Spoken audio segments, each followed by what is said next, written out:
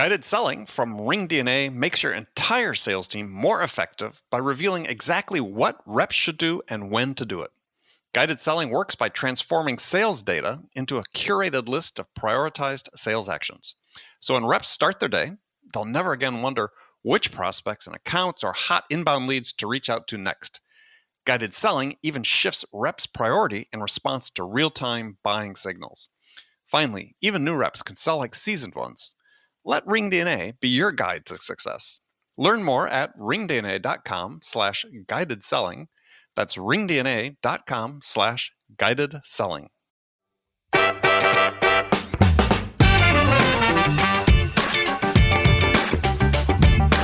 You know what you need.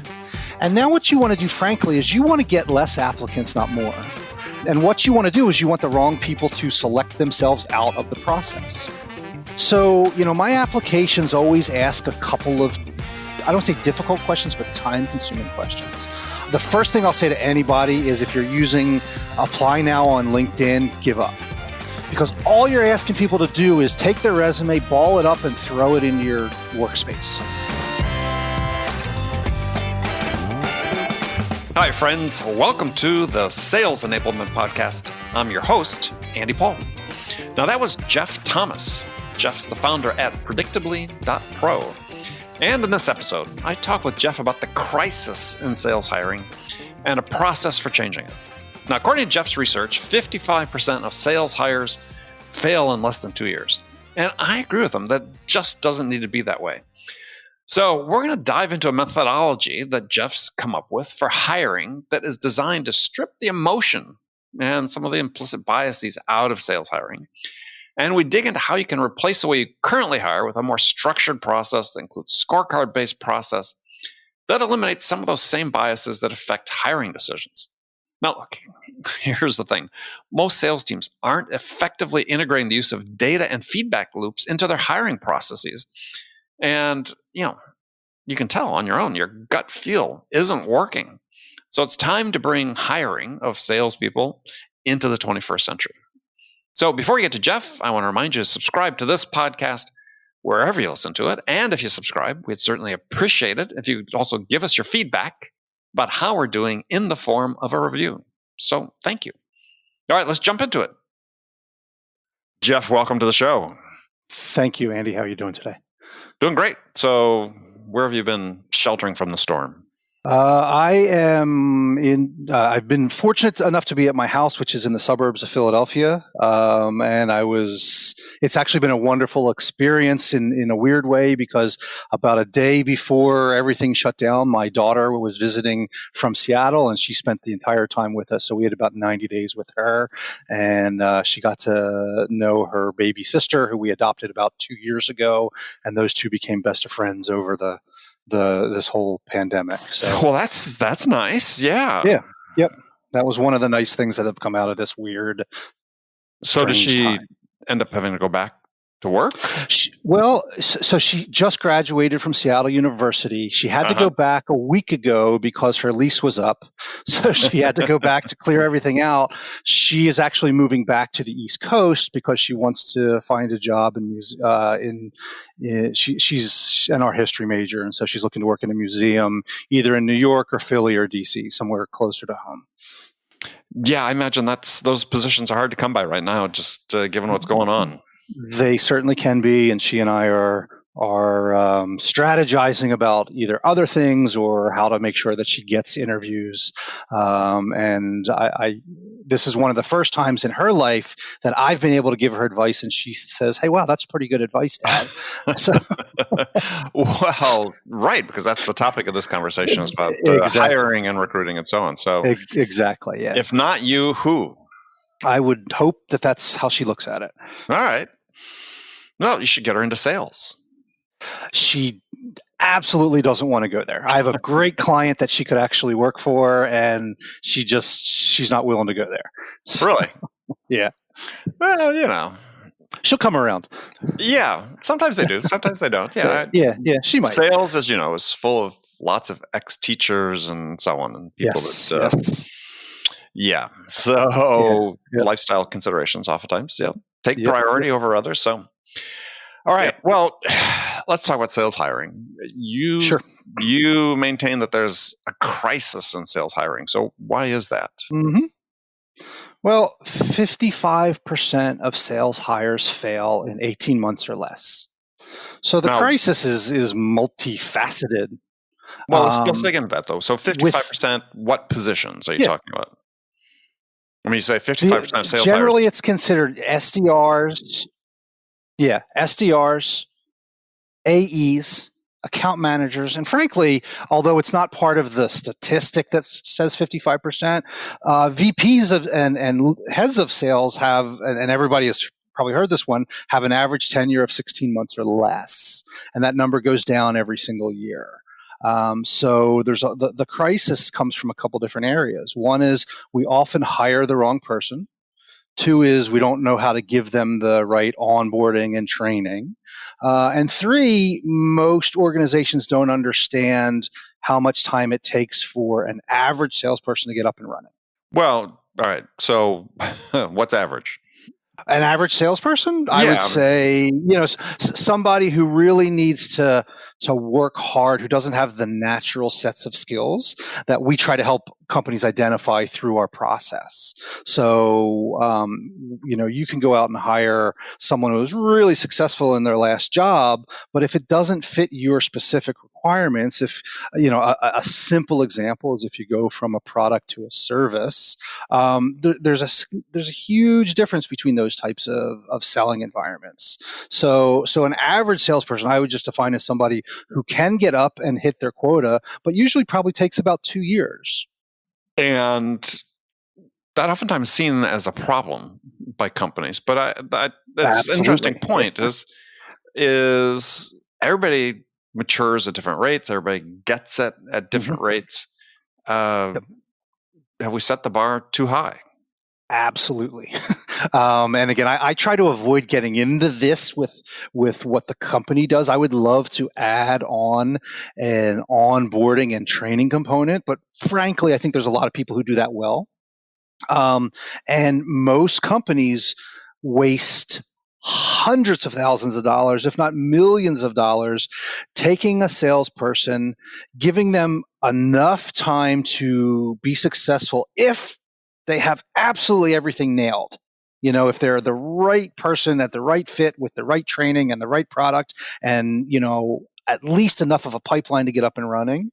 But very few companies actually do that. And I know dozens, if not hundreds, of really good salespeople who go into a new organization and find out that, if they're not hitting their quota in 9 months, they're out. And frankly, that's a huge disservice to the rep, but it's every bit as much a disservice to the company because now the company has spent $150,000 in direct costs, let's say, $1 million in indirect costs, your quota, all the training, all the time that goes into, getting this person up and running. Opportunity costs. The opportunity costs, they just didn't give them enough time. And so that's such a tough question though, right? I mean, it's like,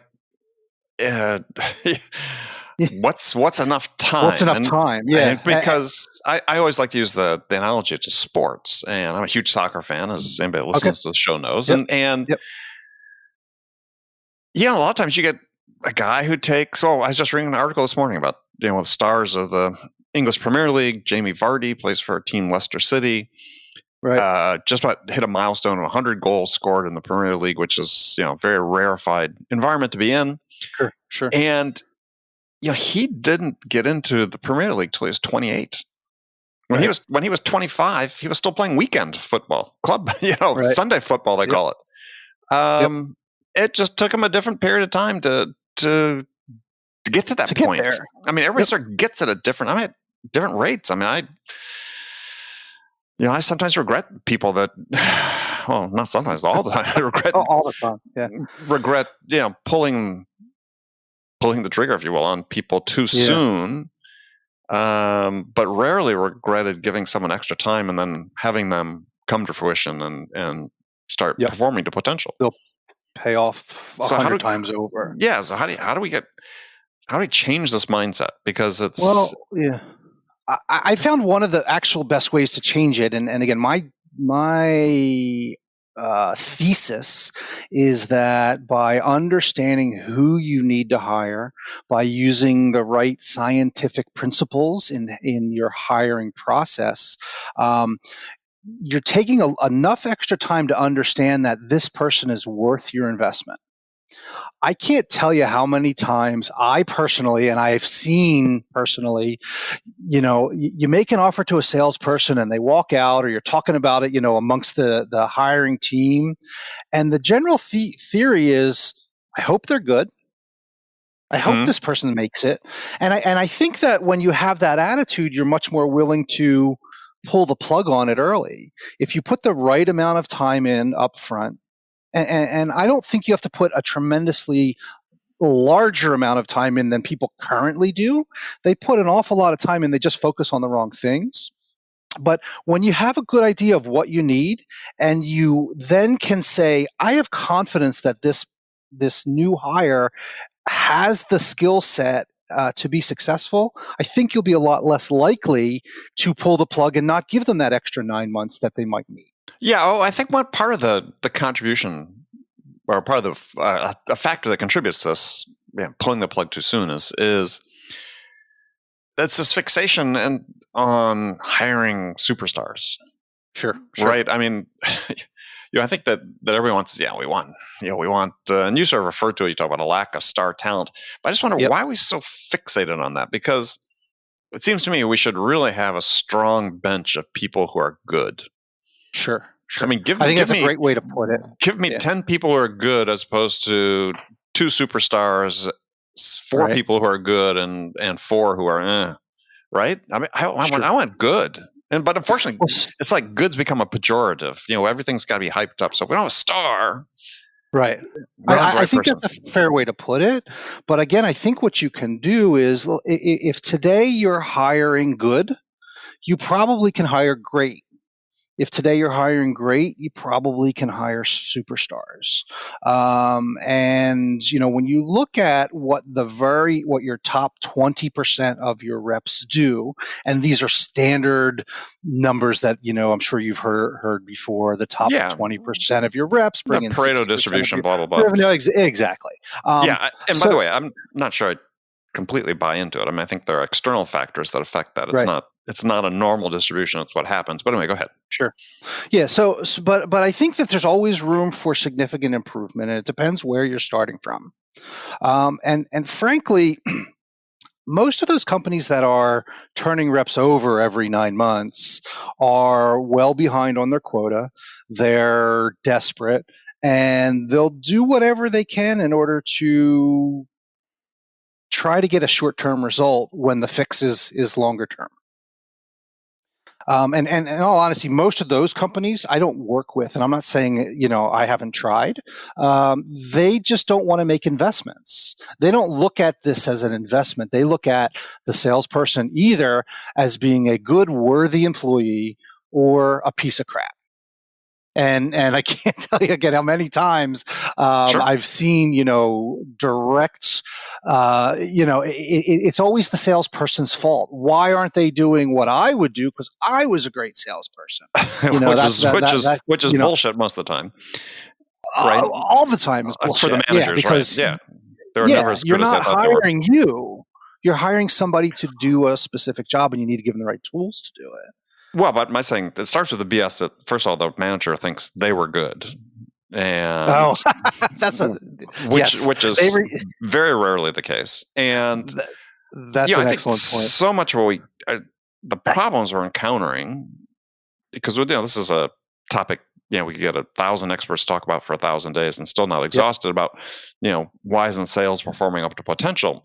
Right. I think that we have the complete wrong perspective on it, which is that we want to point the finger at salespeople, and this bad behavior of salespeople, and they're not performing. Yep. And I use the analogy. It's like, remember when we were kids growing up, there was always a kid on the block that your parents said to stay away from. Right. And because, they sort of inferred that he just wasn't parented correctly. Right. And this is what the problem is in sales, bad parenting. It's a fair and valid point, and I hate to say it, I see it more often than I don't. Yeah, I mean, we can blame the reps all we want, the sellers all we want, but they're behaving in ways that the managers enable them to perform or allow them to perform in. Yep. And yet we spend all this money training salespeople, and we spend virtually none training managers when it ideally should be the other way around. Right. Yeah, it's a good point. So I do a lot of coaching in my work, and that's the other part is that managers and coaches are different things even. That's a whole different topic. If we have time to get into, but I think that a lot of it comes back to this idea is, and we'll get into the sort of process that you advocate for and so on, is that you have to be able to structure your hiring process in such a way to insulate you from the influence of poor managers making bad decisions to hire. That's a fair point, but I would actually argue that not only poor managers are bad at hiring, but I would say good managers are probably usually bad at hiring. Yeah, that's because true. As human beings, we are bad at hiring. We don't do a good job at evaluating a person for a job in sales. It's a hard thing to measure. There's a lot of really bad salespeople who are highly social. They can have a wonderful conversation with you. And what ends up happening is you play golf and she plays golf and you talk about golf and you have a good feeling and now you make a hire and it just, it crashes and burns 9 months later. And that's really where we try to help people understand, as a species, we're bad at hiring. I used to have a line on the front of my home on my homepage that said, "You suck at hiring," and it really ticked a lot of people off. So I sanded it down to say, "Let's face it, we're all terrible." And then I just took it off because people didn't want to. I was a little too much in their face about it. They want to say, "Well, why? Help me understand why everybody else in my organization is bad at hiring." And frankly, that's a sign that you have a bad person at hiring. Well, yeah, and I think this is not something that's purely a sales issue. I mean, there was an article a couple years ago in the New York Times talking about this professor at Yale that done research on hiring, and I don't know if you'd seen that, but her conclusion was in this one study is that they were interviewing for, I forget what type of job it was, but it was somebody working at a grad school doing something. And they had, test group that they brought in an interview and those that they hired and evaluated purely on the basis of the resume. Yep. And the greater predictor of success was the group they hired just by looking at the resume without interviewing them. Absolutely. And I agree it's across all disciplines. But what I just have found, frankly, is that there's more than enough work to be done in the sales area. And it's really the most expensive area to fail in a lot of ways. Sure. Because again, it takes you 12 months to figure out, is this person even remotely on track in many cases? So, well, yeah. I mean, that's absolutely true. I think, unfortunately, what happens more and more these days, though, is that managers make up their mind really quickly. Yes. And because, hey, we've got a 90-day onboarding process. Mm-hmm. Thus, whether it's a SDR, which is one thing about onboarding in 90 days, is different with an AE on a complex sale in 90 days. Is that really enough? Yep. But you got people, making up their mind at that point. And it leads to some of these issues that I was referring to when you talked about sort of the 80-20 distribution is that the thing that complicates the hiring process and evaluating people subsequent to that is that sales is rarely a level playing field.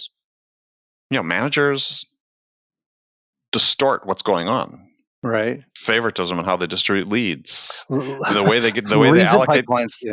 they allocate their coaching attention. Because I don't buy that the lower 60 to 80% consume a disproportionate amount of resources. I actually think the top does.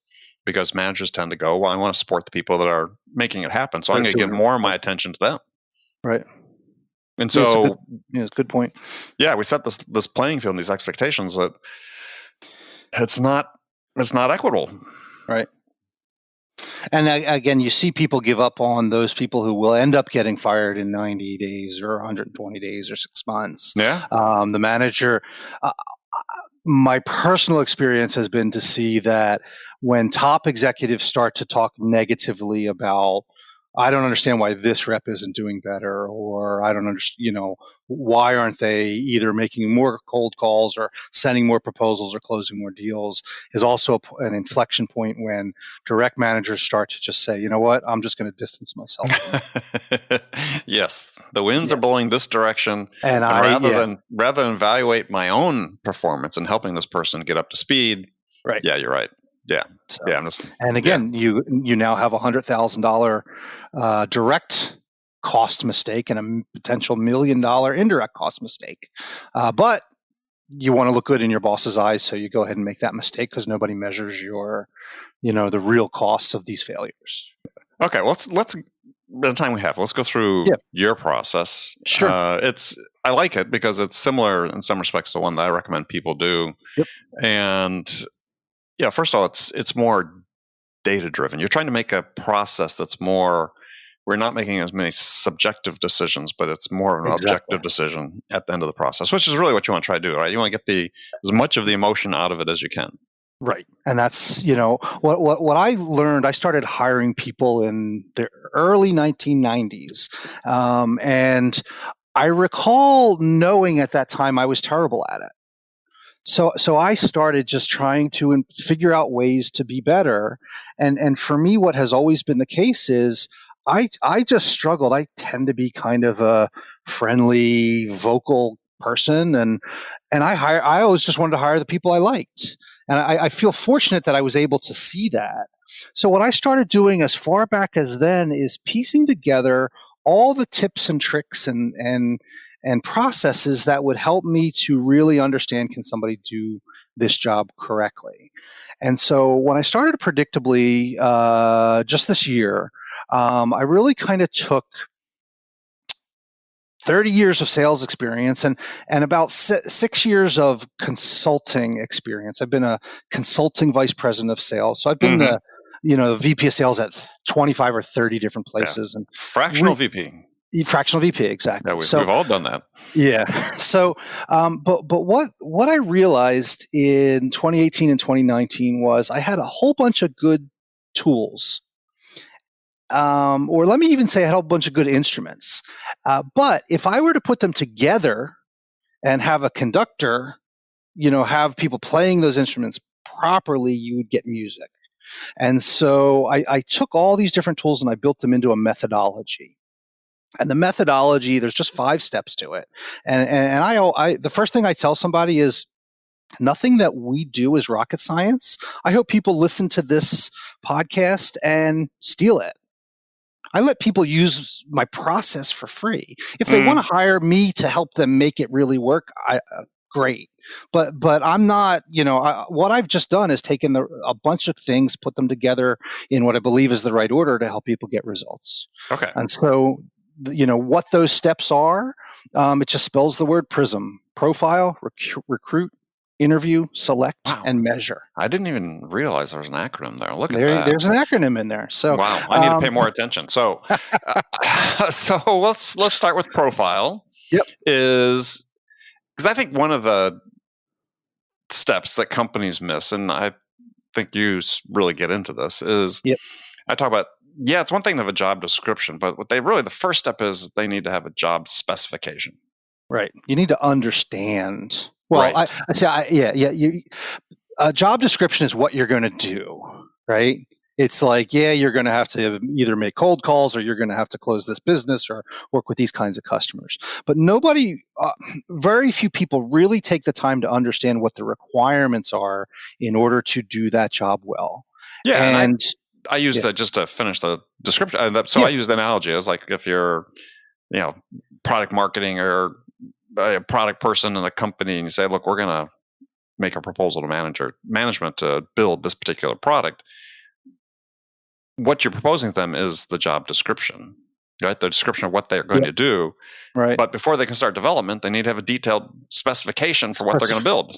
Yep. and Yeah, for okay, me, that's the part that's missing in sales is we do the job description, but not the detailed specification. Yeah, you're 100% right. And so I'm a big believer in assessments.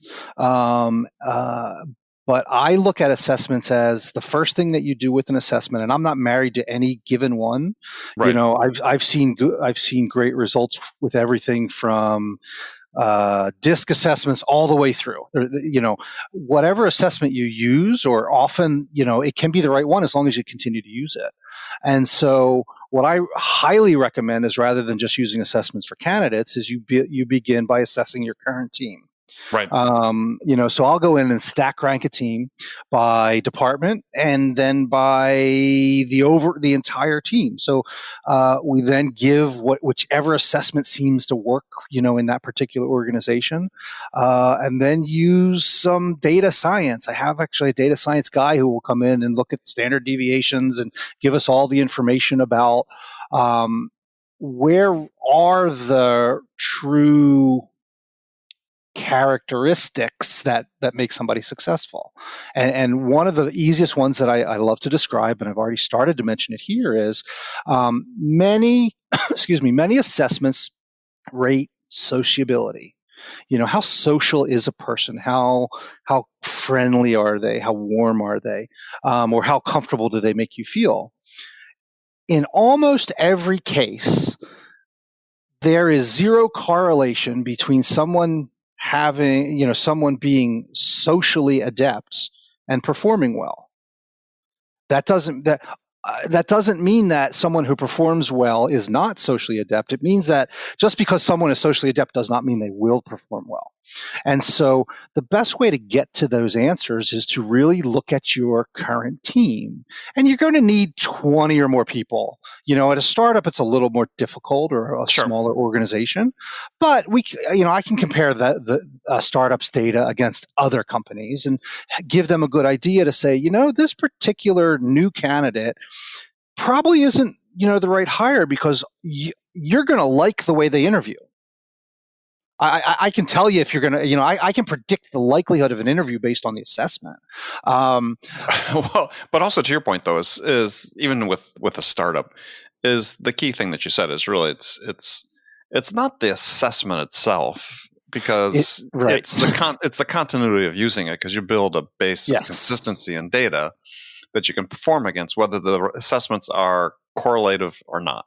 I mean, I'm not a big fan of assessments other than just as a data point, if you want to use them as a data point, because first base, I think they're not very correlative.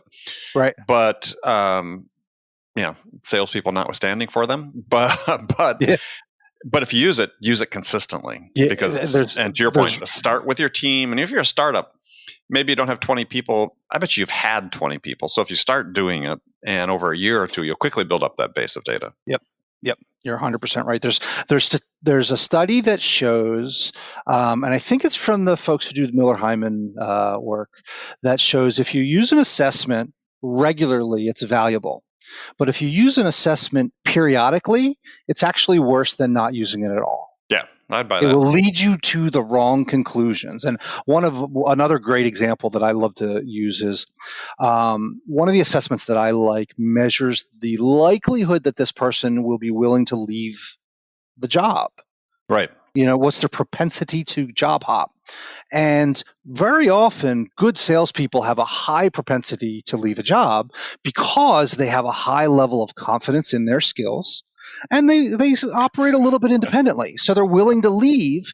But if you only give that test to two people and somebody's highly likely to leave, you say, oh, I don't want to hire that guy. And again, when you start to look at your best people in an organization or across an industry, the best ones often are very willing to job hop. And that's where, again, back to our earlier conversation, you need great managers, you need great leadership. You really need to keep those people engaged or they are going to go. Yeah, well, the cynic's view of that, of people, not that I'm cynical, but of people that are willing to leave or have a propensity to leave, is that they're unrealistically confident in their abilities, a la Dunning-Kruger and the Dunning-Kruger effect. And they're never, if they've had a history of leaving quickly, is they're coming to you less formed than the resume may suggest, because they've never been in one place to develop skills to stay long enough. Yeah, that's a fair point. So, but the bottom line on this, and I just want to make sure we fit it all in before we go, is that you're creating consistency. You're creating sort of a baseline of data that you use to assess your current team, that you can assess the potential new people against. Because again, whether you completely agree with the assessments or not, if you've used them consistently, you at least know people that are performing well in our current environment had this, score, these characteristics or whatever. And okay, now this gives us more information to say, as we evaluate these people, we may really like this person, but they're significant. They don't quite hit it in some respects. And believe me, I understand that. I mean, I had the CEO of one of the major assessment companies asked me to take one a couple of years ago, and he calls me back afterwards and says, "Were you trying to game this or something?" I said, "No." He said, "Oh well, geez, your score was so low." And I was like, "It's like, I'm suited to be a shepherd, not a salesperson, I guess. Tending a flock in the field, but." I have a profile that I frequently refer to as upside down. And it's a weird set of skills that maybe 10% of great salespeople have, but it's almost exactly upside down from what a normal profile would look like. And so I give that every so often, and the person looks terrible. Except for the fact that when you have benchmarked it against many people who are actually really good at what they do, they're just different. Well, that's the thing and you talk about this is, you don't want a homogenous team in many different respects, right? We have diversity in all sorts of absolutely of areas. And it's this thing is like, okay, well, people are going to come in based on different backgrounds, different upbringings, whatever. They're going to perform different on these assessments. And it's like, how do you catch those people that have the potential? I give the example of one client I worked for years, where the number one salesperson, this was primarily inside sales, but not exclusively, but mostly inside, pathologically shy. You would That's know the upside down part. You would never have interviewed that person in a million years. Or you never hired him if you did interview him. But he was a killer. And that whole, it's almost an aversion to being social and being like being a typical salesperson is part of that upside down concept. But he made customers so comfortable because he was incredibly knowledgeable about the field. But had none of the sales quote unquote DNA that trumpeted around at all. Which again I think is a BS concept personally, but because clearly I don't have it, because I'm absent that whole gene, I guess. But you and me both. Somehow I found a way to make it work. All right, so let's move on. Let's go to recruiting. Sure. So the idea about recruiting, I don't want to say people brag about this, but you go on LinkedIn, and especially now, in this COVID environment, you see that a job goes up for an account executive, and in 2 days they have over 200 applications. That's a disaster, in my opinion, because now you can't make a decision. You have too many things to pick from in order to make a decision. So one of the things that I work with clients to do is you know what you need. And now what you want to do, frankly, is you want to get less applicants, not more. And what you want to do is you want the wrong people to select themselves out of the process. So my applications always ask a couple of, I don't say difficult questions, but time-consuming questions. The first thing I'll say to anybody is, if you're using Apply Now on LinkedIn, give up. Because all you're asking people to do is take their resume, ball it up, and throw it into your workspace. Right. And look, I've done it. When I was looking for a position, I see something. If I really would believe in it, I would take the time to write a cover letter and do some research and work my way in. If I didn't care that much but wanted to see what would happen, easy apply. Yeah. So So you want to have an application that's a little bit difficult, that really requires the applicant to put in enough work in order to even move into that part of the process. So we help to create this application so that you're not going to get 200 applicants. You're going to get the right 50, hopefully. But now you have 50 applications. So every step of the Predictably process uses a set of questions and then a rubric or a way in order to evaluate those questions that gives you a score. So, for example, you might ask somebody, tell me about your, here's an example. You can even lead people in the wrong direction and see what happens. Tell me about a time when you had to make 200 calls a day, or tell me about a position if you had to make 200 calls a day, how well you did at that. Now, you might be looking for an SDR that only makes 60 calls a day. So again, you can fake them out a little bit, letting them think you want this person to talk about 200 calls a day. But what's most important is anybody who reviews that application has a set, gives a score to every single answer. Those scores are typically descriptive, but each description carries a number. So outstanding, awful, okay, and so you can have multiple people reviewing applications, especially which I think you should. Yeah. Agreed. And ideally, you want to have multiple people reviewing the same applications. Yes. But depending on, how many people you have and how many applications, sometimes you have to split it up. And you say, Andy, you're going to do these 50, Jeff, you're going to do those 50, and Mike, you're going to do the other 50. But ideally, the reason I have multiple people review the same applications, though, is that we start getting rid of some of the subjectivity. And absolutely. That's the value of the scorecard approach. Yep. This data-driven approach is, look, if I have 4 people that are looking at this and they're making a score, an assessment and a score of the answer, that's way more valuable when we get together at the end to sort of assess the scorecard. Absolutely. Knowing that, which is true and you refer to this as well in the interviewing part, as I think increasingly this is the way you need to interview people. And it shows, especially in startups and tech companies, when you say, look, you bring people in for that, multi-interview day, you got 5 interviewers, and I tell them, which I'd be interested to see your response. I say, look, you'll have one person that'll do the deep dive on the resume. Yep. But then you have maybe 4 people that are all going to ask the exact same questions in the exact same order. Yep. And people are horrified by that idea because they think, well, I'm the world's best interviewer. What are you talking about? It's like, no, you're all bad interviewers. You might be good conversationalists, which is different. Yes. And this then gives you a basis to actually make a judgment on the answers when you can compare. Well, hey, we considered these were important questions to ask. Yep. And I love throwing in questions that talk about people's values, people's character.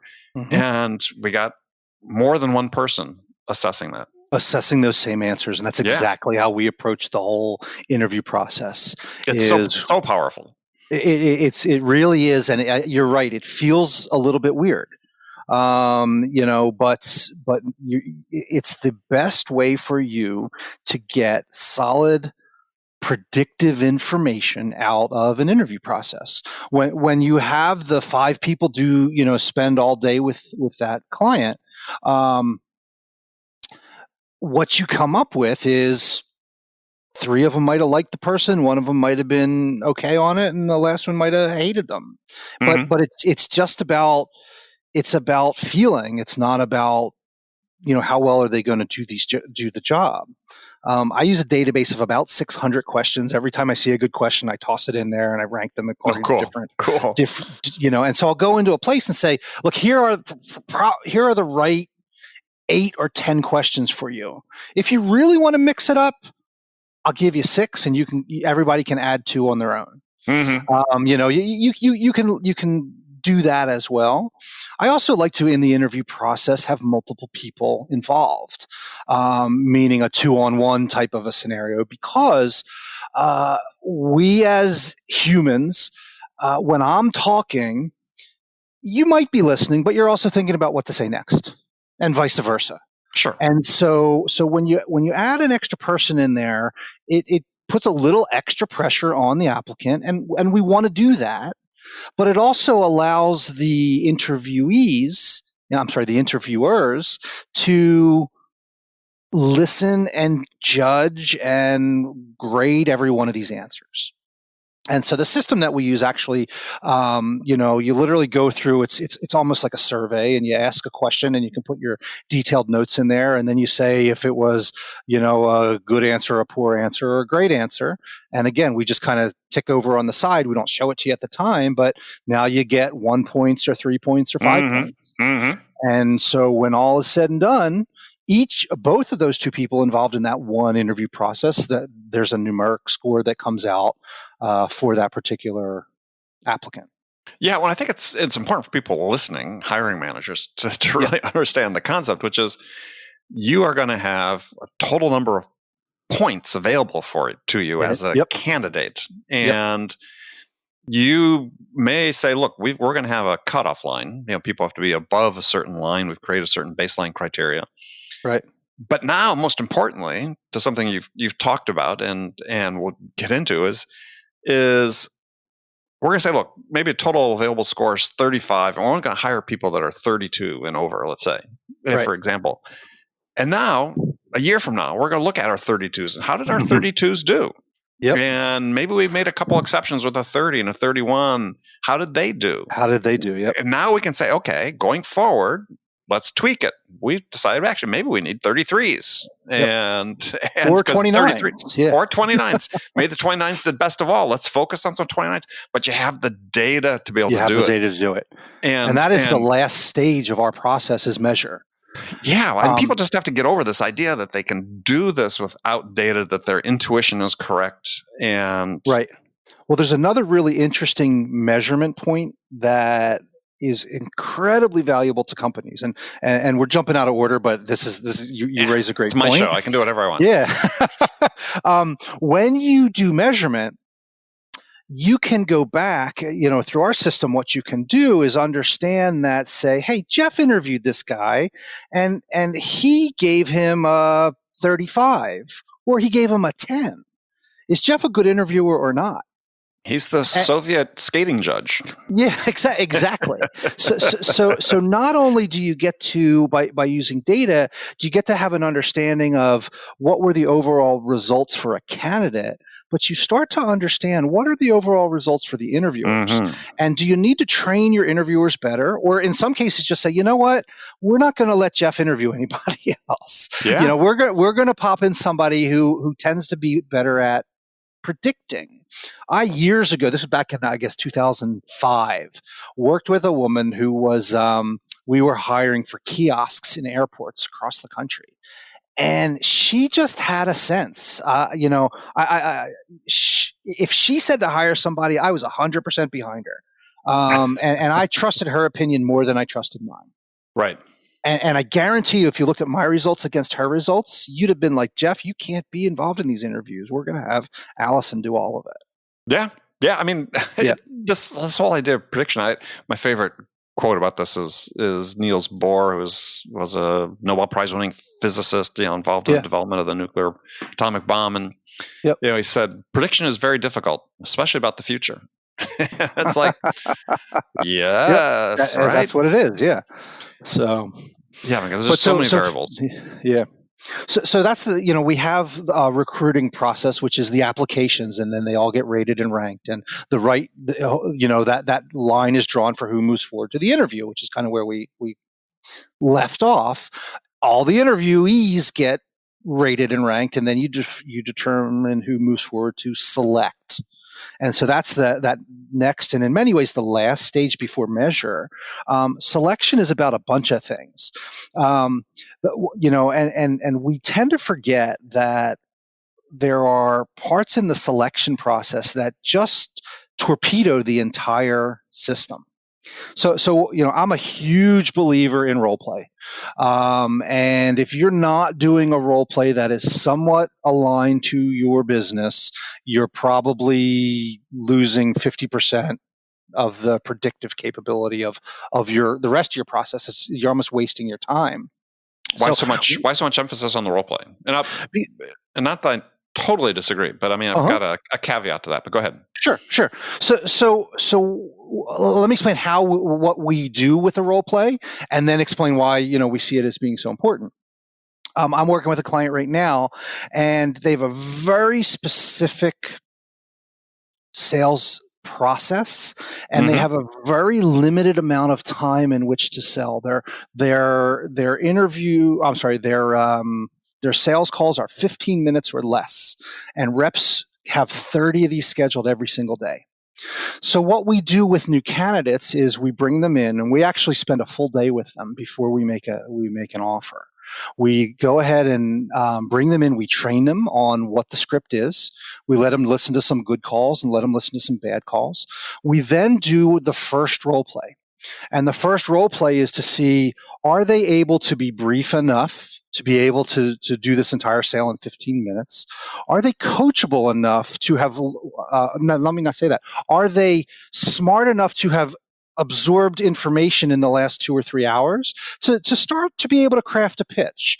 I tell them, I don't care if you get the facts wrong. The facts don't matter. It's are you learning the concepts? But then what we do from that role play is we just start to give a little bit of feedback, and then we move away from the role play for an hour or two. And then we come down and do a final role play. And the most important thing about that final role play is, did they take the coaching advice that we gave them earlier? Exactly. And that's the caveat I was going to throw out there. So role play is great, but to make it, not want to say predictive, but to make it valuable, did they take the coaching? Did you provide coaching, and did they take the coaching? Exactly. And so the way I used to do it was we would give coaching, literally on this call. We'd say like, hey, Jeff, I really wish you said it this way. Why don't we go ahead and do it again? Well, unless I'm terrible, I'm going to be able to take that coaching. Right. But as I give coaching throughout the day to these prospective hires, and then we stop the process and just go listen to some other calls or have other conversations, that's really where you see how good can they take your, the feedback. Now, a complex sale, it's a lot harder to coach a complex sale than it is, in this than this one that I am explaining. So a role play for a complex sale often should have things that people don't think about. And those things might be, I'm going to give them a page, or I'm going to send them an email and say, okay, these are the people, these are the parameters of the sale you need to make. And these are our role play actors on our side, right? So we're going to say, Andy is the CFO, Jeff is the VP of sales, and Mike is the CEO. And now what you do is you have them actually start to do a little bit of research in a fictitious type of a sale, especially when it's complex. And you start to ask them to do the first part of a sale, which is incredibly important and something we never evaluate, which is, are they able to figure out what's important to the client? Are they able to do discovery? Are they able to do those kinds of things? And so that would be the example of a different type of a role play where you have, much more, a longer process. I would ask somebody to do 2 or 3 hours of preparation through this process, or I would expect them to. And again, this comes down to, sometimes people are like, I don't want to do that. Well, okay, then I don't want to have you be on the team. Yeah. You're asking that they do this before they come in. Yes. But they've already been through some interviews and they've had an opportunity to ask questions. And if they're not that interested, I'm not that interested either. With this one client I'm working with right now, we spend 8 hours with every single applicant. I'm sorry, every final candidate. Yeah, going through a training and a role play and a whole day. And that's a huge amount of time to spend. So if we're going to make that investment, we expect that you are too. And we've had cases where we did it on a Saturday, or where the person can't get away from work or something. So, well, I find it amazing that in this day and age, still that there are candidates for jobs, especially even more senior jobs. It could be a frontline manager or a director of sales or something, who are blindsided with this idea that, we don't take for granted what you say on your resume that you've done and the things that this is an important job for us. We're going to do the best we can to validate and verify that. Yep. And I always use the expression that Ronald Reagan used back when talking about arms control with the Russians is we're trust but verify. Yes. Interview is no place for trust. I mean, we're going to try to validate and verify. Your job is frankly to find out where they're lying to you.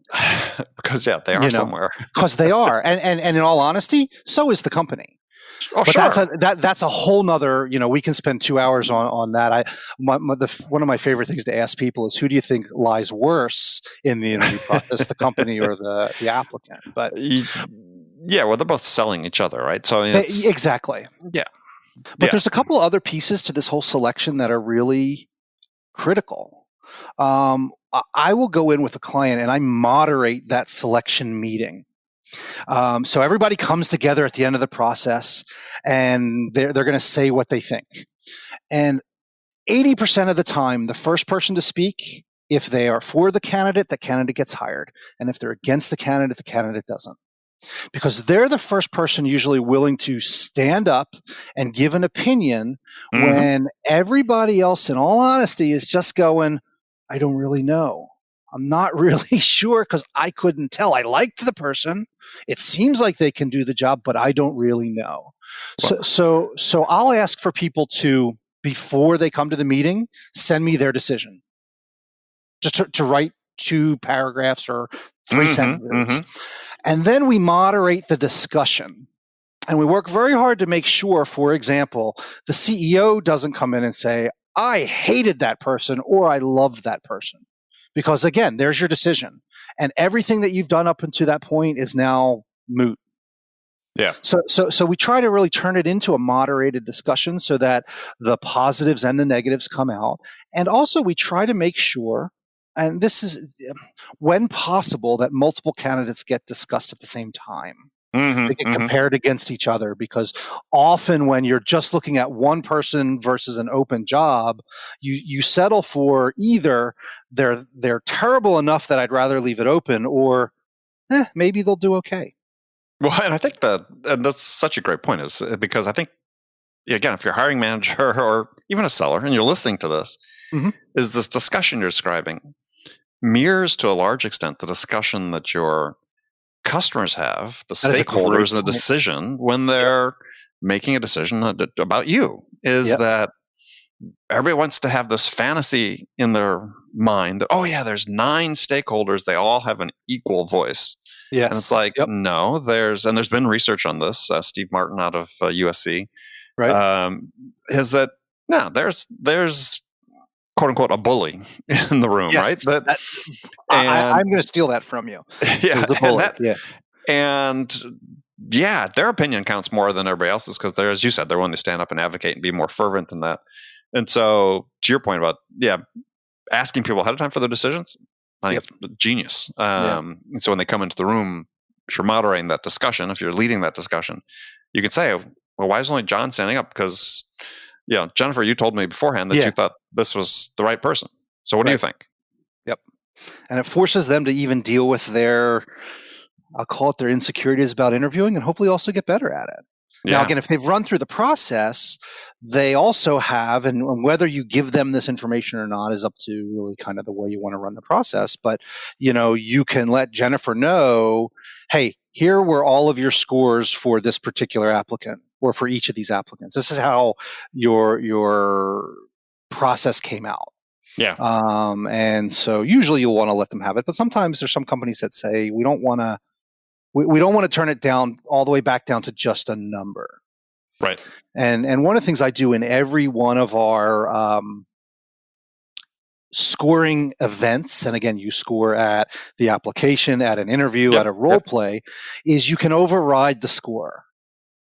We usually ask a question that at the very end that has a whole lot of points or a whole lot of negative points that lets you say something like, regardless of the other answers, do you think this candidate should move forward or not? Or, do you think that there's a reason why you might have scored them poorly, but you still think they're a good candidate? Yeah. And so, because again, the people are the decision makers here. We don't want, I'm not a believer of AI for hiring. I'm not a believer for AI for looking at resumes. I think it's a terrible thing. You want people to do it, but you want to give them the tools to do it right through the process. Exactly. All right, Jeff, fantastic discussion. Thank you so much. This has been a lot of fun. Yeah, absolutely. So if people want to find out more about you and connect with you, how can they do that?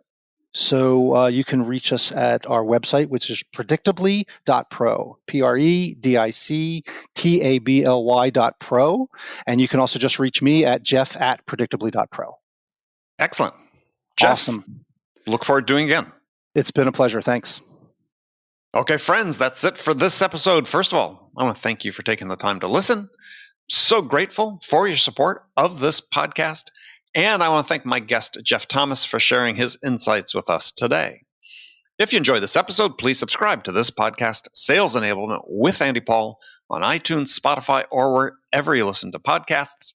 And if you could also leave us a rating or a review and let us know how we're doing, well, we'd certainly appreciate that.